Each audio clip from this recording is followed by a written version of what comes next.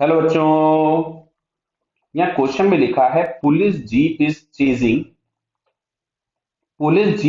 Chasing the culprit going on a motor bike. The motor bike crosses a turning at a speed 72 kilometers per hour. The jeep following the speed at a 90 kilometers per hour, crossing the turning 10 seconds after the bike. मतलब जब चोर उस turn को cross किया 10 second के बाद jeep वहां पहुंची है. क्लियर है?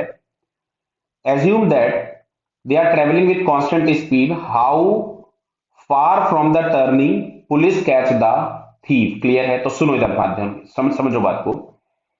अगर ये टी टाइम तक ट्रेवल किया होगा तो ये भाई ट्रेवल करेगा t-10 सेकेंड्स तक. क्यों? क्योंकि ये 10 सेकंड के बाद वहां से क्रॉस किया हुआ है.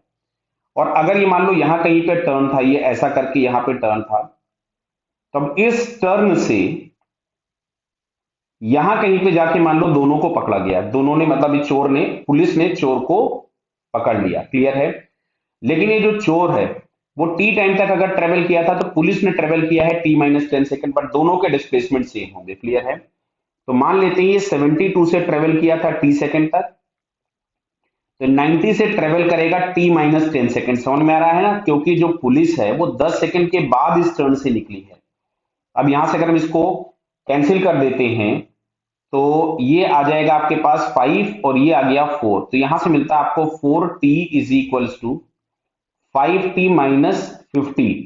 तो t इज इक्वल्स टू यहां से आ गया आपके पास 50 सेकेंड.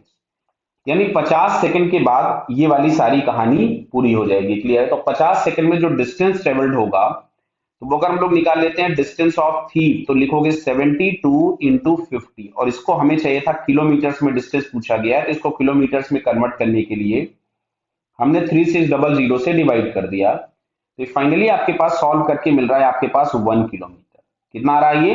1 किलोमीटर. इससे इसको उड़ा दीजिएगा और 36 से अगर कैंसिल कीजिएगा तो ये मिलेगा 10, है ना, और ये मिलेगा 2. तो 5 इंटू टू 10 डिवाइड होके 1 किलोमीटर. क्लियर? तो आंसर क्या मिला आपको?